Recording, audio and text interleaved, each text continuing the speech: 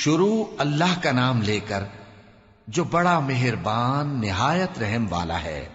سچ مچ ہونے والی، وہ سچ مچ ہونے والی کیا ہے؟ اور تم کو کیا معلوم ہے کہ وہ سچ مچ ہونے والی کیا ہے؟ وہی کھڑکھڑانے والی جس کو سمود اور عاد دونوں نے جھٹلایا۔ سو سمود تو زبردست زلزلے سے ہلاک کر دیے گئے، رہے عاد تو ان کو نہایت زوردار آندھی سے تباہ کر دیا گیا۔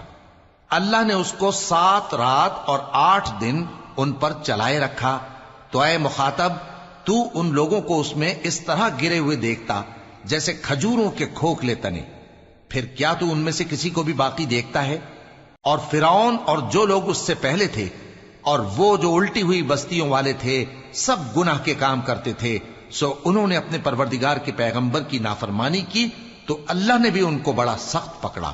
جب پانی طغیانی پر آیا تو ہم نے تم لوگوں کو کشتی میں سوار کر لیا تاکہ اس کو تمہارے لیے یادگار بنائیں اور یاد رکھنے والے کان اسے یاد رکھیں۔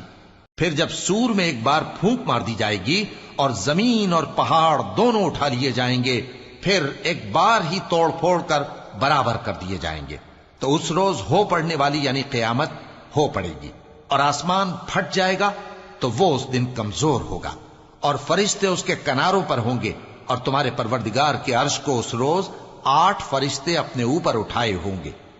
اس روز تم لوگ سب پیش کیے جاؤ گے اس طرح کہ تمہاری کوئی پوشیدہ بات چھپی نہ رہے گی۔ اب جس کا اعمال نامہ اس کے داہنے ہاتھ میں دیا جائے گا وہ دوسروں سے کہے گا کہ لیجئے میرا نامہ اعمال پڑھیے، مجھے یقین تھا کہ مجھ کو میرا حساب کتاب ضرور ملے گا۔ پس وہ شخص من مانے عیش میں ہوگا، یعنی اونچے باغ میں جس کے میوے جھکے ہوئے ہوں گے۔ ان سے کہا جائے گا کہ جو اعمال تم ایام گزشتہ میں آگے بھیج چکے ہو ان کے عوض مزے سے کھاؤ اور پیو۔ اور جس کا نامہ اعمال اس کے بائیں ہاتھ میں دیا جائے گا تو وہ کہے گا اے کاش مجھ کو میرا اعمال نامہ نہ دیا جاتا اور مجھے معلوم نہ ہوتا کہ میرا حساب کیا ہے۔ اے کاش موت میرا کام تمام کر چکی ہوتی، آج میرا مال میرے کچھ بھی کام نہ آیا، مجھ سے میرا اقتدار جاتا رہا۔ حکم ہوگا کہ اسے پکڑ لو، اب اسے طوق پہنا دو، پھر دوزخ کی آگ میں اسے جھونک دو، پھر زنجیر سے جس کی لمبائی 70 گز ہے جکڑ دو۔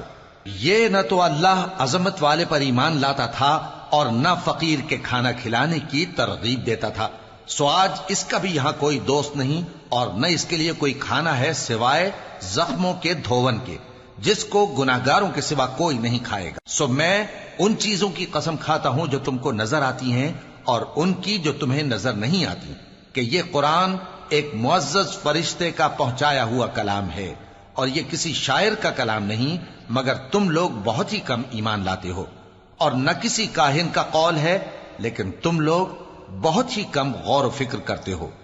یہ رب العالمین کا اتارا ہوا ہے، اور اگر یہ پیغمبر ہماری نسبت کوئی بات جھوٹ بنا لاتے تو ہم ان کا داہنا ہاتھ پکڑ لیتے، پھر ان کی رگے گردن کاٹ ڈالتے، پھر تم میں سے کوئی ہمیں اس سے روکنے والا نہ ہوتا۔